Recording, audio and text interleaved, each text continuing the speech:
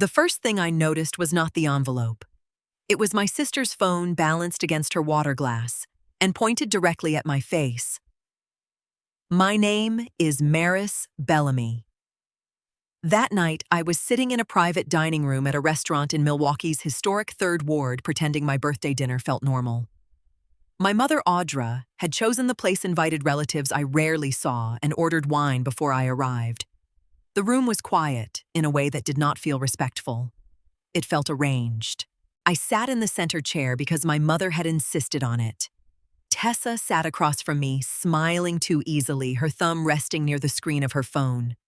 Beside my mother's plate was a cream-colored envelope thick enough to hold more than a card. I remember thinking, so this is why they wanted an audience. My mother slid the envelope across the table. "This is from all of us," she said.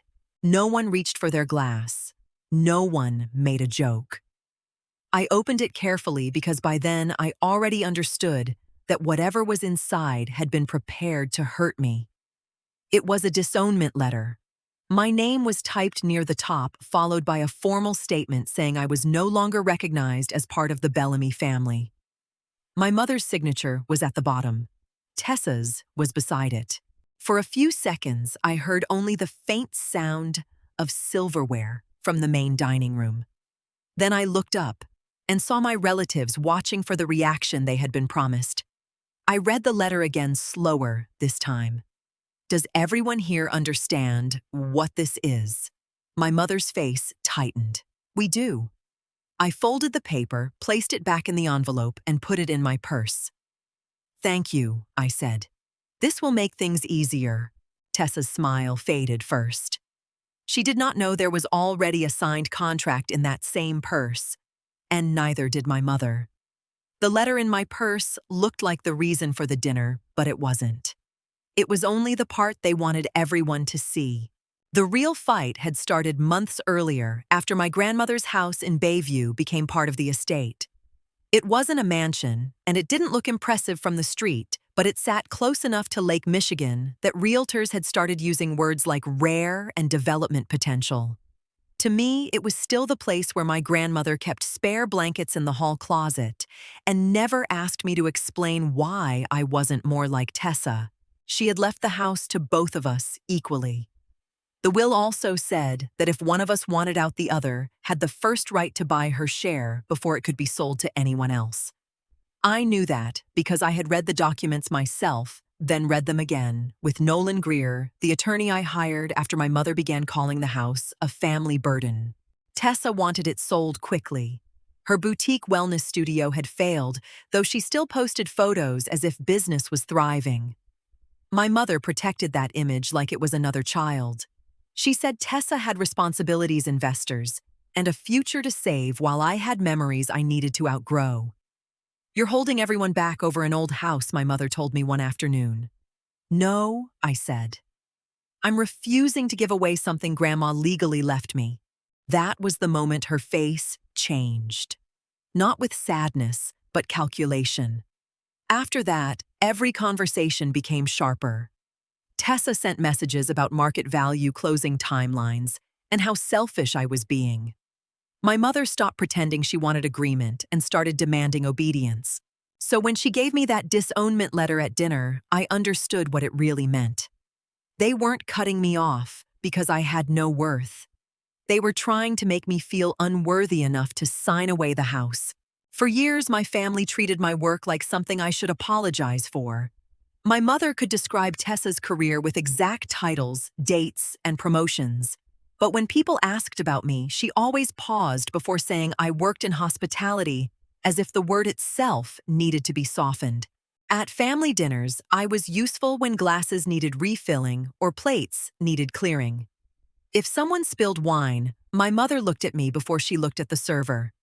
Tessa would laugh and say I had professional instincts, and everyone treated it like a harmless joke.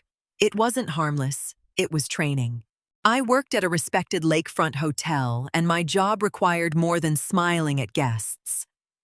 I handled VIP arrivals, corrected mistakes before they reached management, and learned how to calm people who were used to getting their way. I spoke conversational Spanish and French not perfectly, but well enough to make people feel seen instead of processed. My family never asked about that part. They only cared that I served people. You could still do something serious with your life, my mother once told me. I already do, I said. She looked at me like confidence from me was an inconvenience. By then, I had stopped explaining myself. I saved Tessa's messages about selling the Bayview house. I kept emails where my mother pressured me to be reasonable. I forwarded everything to Nolan Greer, the attorney I had hired quietly, because I knew better than to walk into any family conversation without proof.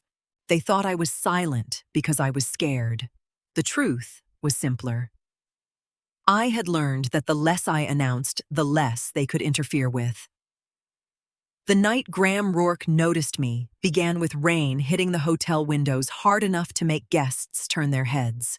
I was working the evening shift at the Lakefront Hotel when the international business group arrived 40 minutes early. Their private dining room wasn't ready.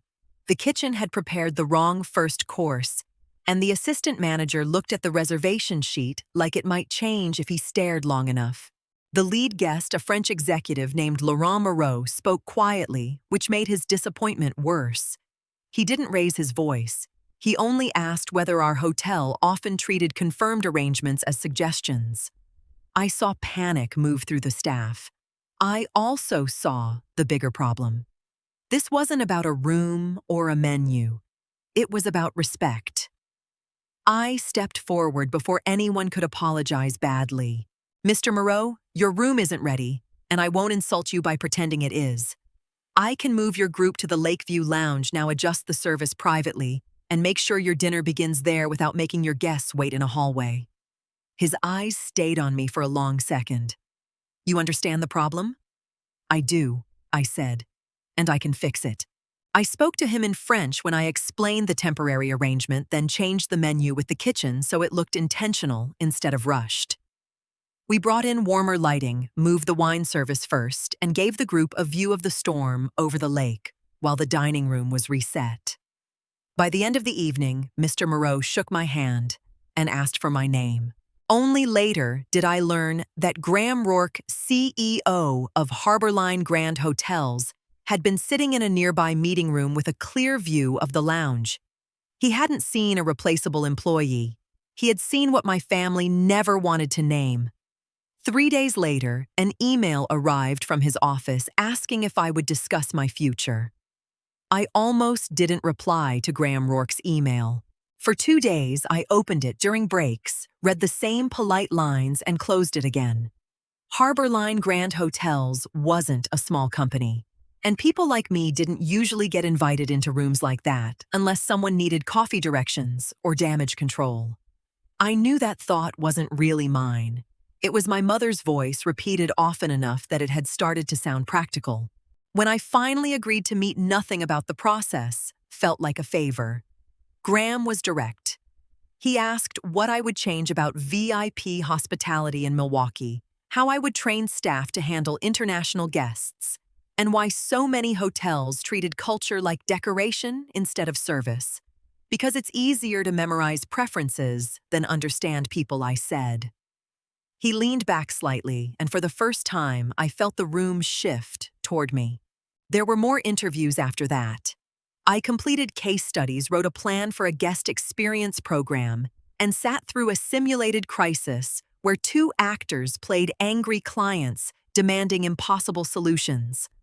I didn't solve it by promising everything. I slowed the room down, separated the real problem from the performance, and gave them options they could accept without losing face. Each round made me nervous, but it also made something inside me steadier. I wasn't pretending to be qualified. I was explaining work I had already been doing for years. In the final meeting, Graham placed the offer in front of me. Harborline was creating a cultural guest experience division, and he wanted me to lead the Milwaukee pilot as director.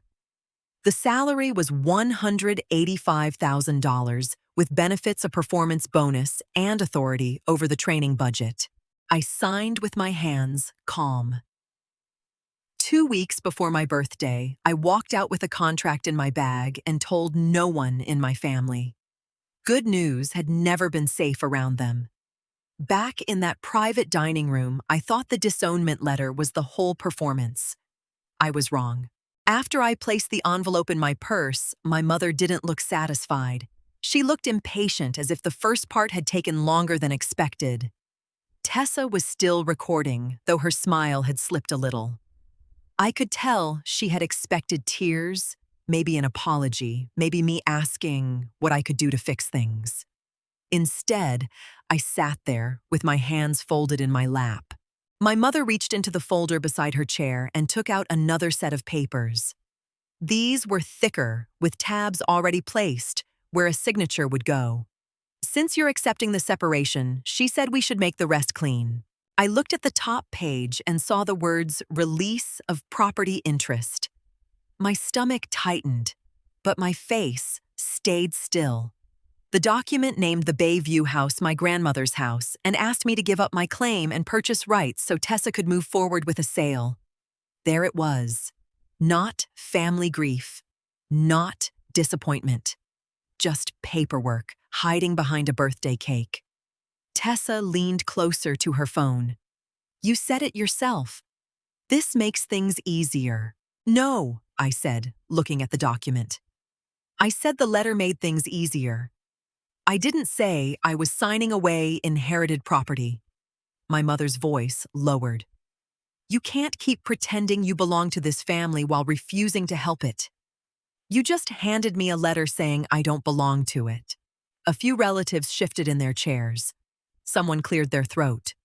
The control in the room began to loosen. Tessa tried to recover it. "You couldn't afford that house anyway, Maris. Stop making this ugly." I turned toward her phone. "For the recording, I'm being asked at my birthday dinner to surrender legal rights to my grandmother's house after receiving a disownment letter from my mother and sister. I won't sign anything without my attorney." Tessa's hand moved fast, but not fast enough. The red light was still on. My mother stared at me as if she had never seen me clearly before, and maybe she hadn't. I took my purse, left the release on the table, and walked out with the only paper they had willingly given me. The next morning, I woke before my alarm and lay still for a minute, waiting for guilt to arrive. It didn't come the way it used to. There was only a quiet heaviness, and under it, a strange kind of room to breathe. At 9 o'clock, I walked into Harborline Grand Hotels with the disownment letter still in my purse and my signed contract in a leather folder. The lobby was busy, but no one looked at me like I had slipped in by mistake. At the security desk, a man checked my identification and handed me a badge with my name and title printed beneath it. Director of Cultural Guest Experience. I read it twice before clipping it to my jacket. Graham Rourke met me near the elevators. He didn't ask about my family, though I wondered if he had seen enough on my face to know better. "Your office is ready," he said. "So is your team." The office overlooked downtown Milwaukee and a strip of lake beyond the buildings. On the door was a small metal plate with my name on it. Maris Bellamy. Not Audra's disappointment, not Tessa's problem, not the daughter who needed to be corrected. Just mine. Graham handed me a folder for the upcoming hospitality gala. Harborline would announce the new division there, and I saw my mother's committee listed among the event partners. Tessa's name appeared on the networking guest list. For one moment, the timing felt almost too sharp. Graham watched me read it. "Will that be a problem?" "No," I said, closing the folder. "I've spent enough time making myself smaller for them. I didn't want revenge. I wanted to do my job well enough that their opinion no longer mattered." The gala was held in a ballroom near the lakefront, the kind of room my mother trusted, because everyone knew how to behave in public. I arrived through the staff entrance with Graham's team wearing the navy dress I had bought for my first week as director and waited behind the stage while guests took their seats.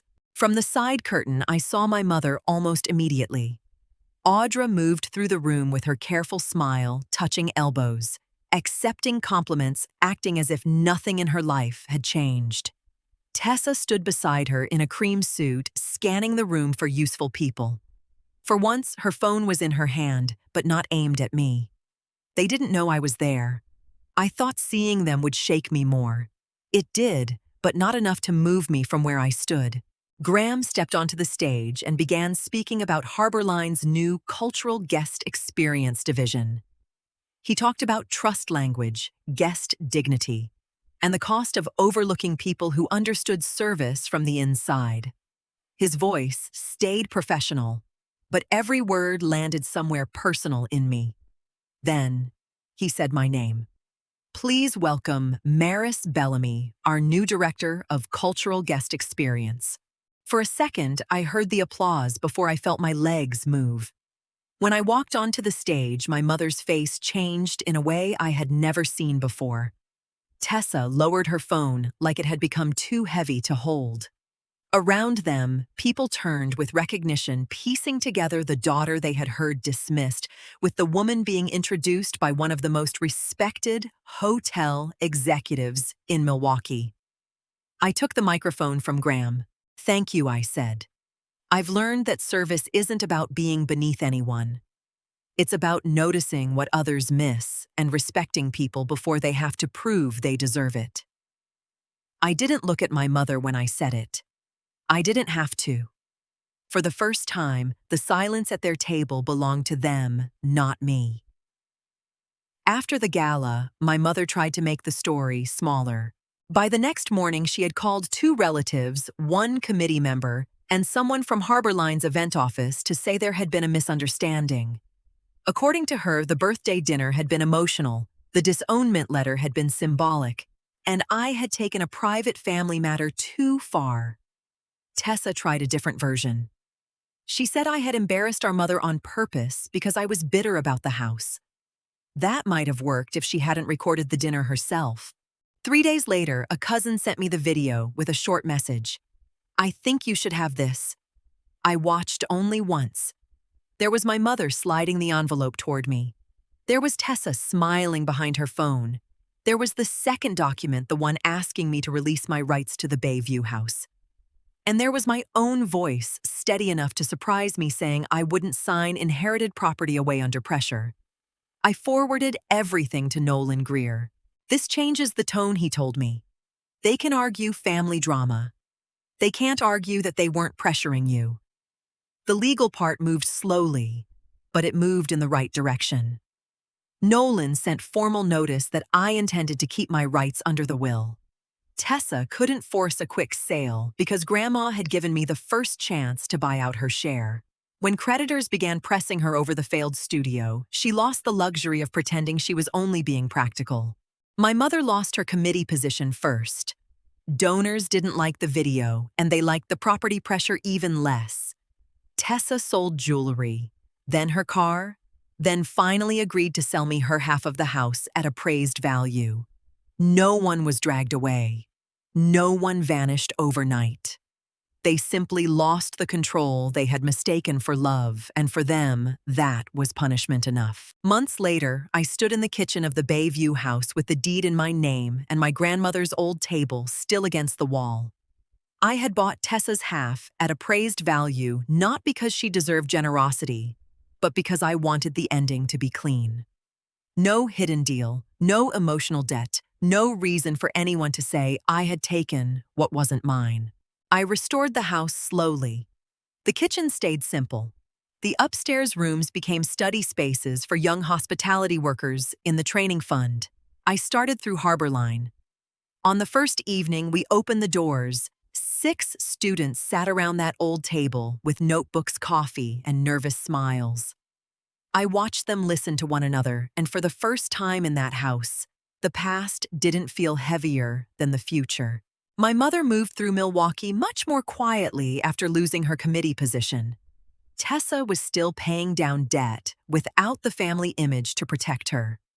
They both sent messages at different times, careful and softened by consequence. But neither one began with accountability. I didn't answer. I didn't. I've learned that peace sometimes begins when you stop explaining your worth to people committed to misunderstanding it. Boundaries don't make you cruel. They make room for the part of you that has been waiting to breathe. The disownment letter stayed in a folder in my desk, not framed, not displayed, just kept. It was no longer a wound I touched to remind myself of pain. It was proof that the night they tried to erase me became the night I finally chose myself. Share this story with someone who needs to remember that walking away can also be a beginning.